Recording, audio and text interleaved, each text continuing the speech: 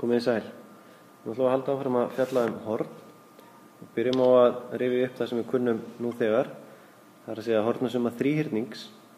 Það er eitthvað sem við erum búin að taka fyrir og reglan er sett hérna fram aftur til uppröfunar að alveg sama hvernig þríhyrningur lítur út, að þá er summa allra hornana alltaf 180 gráður. Og það erum við búin að sjá hvernig við getum nýtt okkur til að finna eitt horn ef að stærð tveggja annarra horna er gefið upp. Hér er hins vegar regla sem ég held við höfum ekki farið í áður og hún segir okkur að tvö horn sem eru svona hlið við hlið kallast grannhorn. Það er að segja að þau eru hlið við hlið upp frá beinni línu. Og það sem gildir grannhorn er að summa þeirra er alltaf 180 gráður, rétt eins og hornasumma þríhyrnings. Þannig ef þetta horn hérna sem er VAF, ef það er til dæmis 80 gráður, þá myndi hornið U vera hversu marga gráður?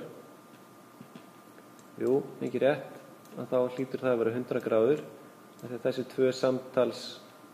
tvö horn hér samtals þurfa að vera þá 180 gráður. Og af hverju er það 180 gráður?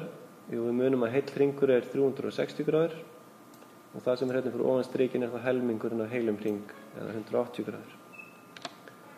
Allavega, þetta þurfum við að muna. Grannhorn hafa summuna 180 gráður. Hér er síðan önnur regla varðandi topphorn. Og topphorn eru þau horn sem eru á móti hvort öðru þegar tvær línur skarast. Þannig að við getum til dæmis skoða þessi tvö horn hér, A og B. Þau eru á móti hvort öðru og kallast topphorn. Og sama gildir hornin U og VAF. Þau eru líka á móti hvort öðru og kallast topphorn. Þannig að það eru tvö pör af topphornum á þessari mynd. Og hvað haldið það gildi topphorn? Hvaða regla ætli gildi þau? Já, rétt hjá þér þarna aftast að topphornin eru alltaf jafn stór. Þannig að ef við erum með eitthvað dæmi og segjum bara hornið A, það væri gefið að það væri segjum bara 45 gráður.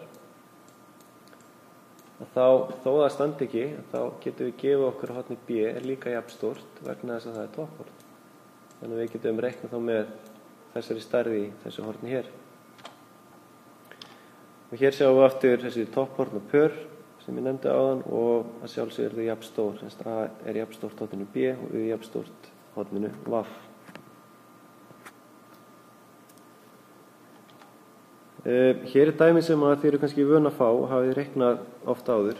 Það er að segja að við erum með þríhyrning og tvö horn eru gefin. Og þá er auðvelt að finna stærðina þriðja horninu, þannig ég ætla ekki að eyða tíma í það með ykkur. Frekar ætlum við að skoða annars konar dæmi þar sem við þurfum að beita þessum tveimur nýju reglum sem ég var að kynna fyrir ykkur.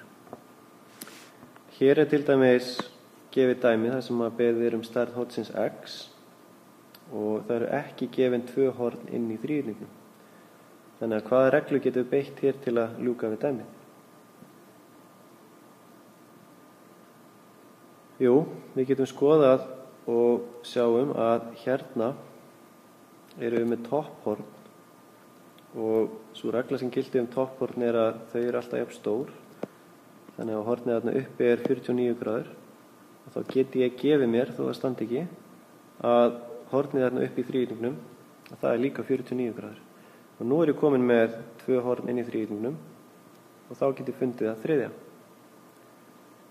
Og ef þið eru snögg að reikna, þá ætti það að geta leyst með hornasummu þríhyrningsreglunni hvaða x-ið er og fundið að það ætti að vera 79 gráður.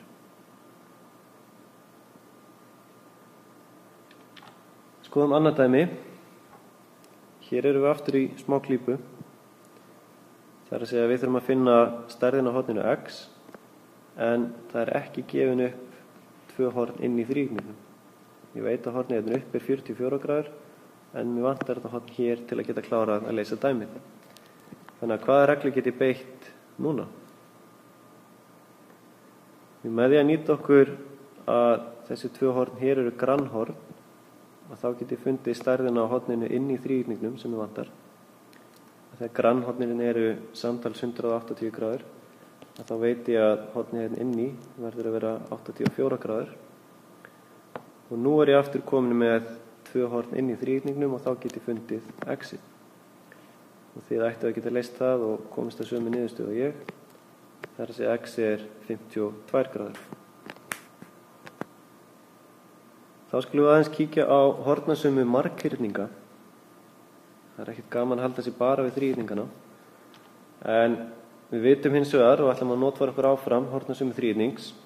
En hver ætli sé hornasumman fyrir 5-hyrning eða 6-hyrning eða jafnvel 12-hyrning?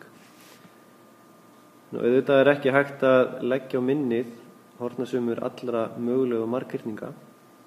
Þannig við ætlum frekar að reyna að finna einhverja aðferð sem við getum notað til að reikna át hornasummu fyrir aðra hyrninga. Og leiðin sem við förum er þessi hér, allavega ein leið. Við tökum þann marghyrning sem við erum að skoða og reynum að skipta honum upp í þríhyrninga.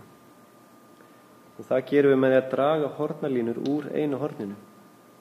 Það er að segja, ég vel mér eitthvað eitt horn og í þessu tilviki valdi ég hornið hérna uppi og dreg línur í hin hornin á myndinni og þá er ég búinn að skipta þessum 5-hyrning upp í 3 þríhyrninga.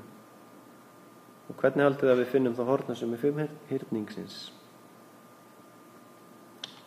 Jú, mikið rétt. Að það hlýtur það að vera 3 sinnum 180 gráður. Það er að segja 180 gráður fyrir hvern þríhyrning sem er í myndinni og samtals er þetta þá hornasumma alls 5-hyrningsins, sem sagt 540 gráður.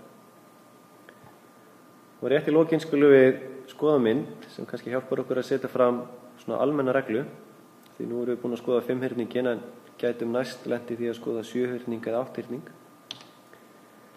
Þannig að hér er ég búinn að draga nokkra hornalínur í 4-hyrning, 5-hyrning, 6-hyrning og 7-hyrning. Og við skoðum hérna það sem n stendur fyrir fjölda horna. Hér eru til dæmis með 4-hyrning, það sem n er 4. Og þegar ég er búinn að draga hornalínur þá fæ ég 2 þríhyrning út úr þessari mynd. Ef við skoðum 5-hyrningi næst, þar með því að skipta honum upp í þríhyrninga þá fæ ég 3. 6-hyrningurinn, ég get skipt honum upp í 4 þríhyrninga og svo sjáum við að það er væntanlega komin einhver regla hérna fram. Hún stendur með þessi hérna niðri, þannig að það var ekki að koma ykkur óvart. En fjöldi þríhyrninga sem myndast er alltaf 2 færri en fjöldi horna. Og þá getum við sett fram almenna reglu í stað þess að teikna þetta alltaf upp. Þá getum við reiknað þetta með að nota þessa formúlu hér. Það er að segja hornasumma fyrir hvaða hyrning sem er. Hún fæst með því að draga 2 frá fjölda horna og margfalda síðan með 180. Þannig að ef ég er með 5 hyrning, þá myndi ég gera 5 mínus 2. Það fæ þá 3 og gerir 3 sinnum 180. Ef ég er með 6 hyrning, þá gerir ég 4 sinnum 180 og svo koll að kolli. En þá er ég búinn að tæma mig í bili held ég og ætla bara að leyfa ykkur að fara að rekna. Takk fyrir mig.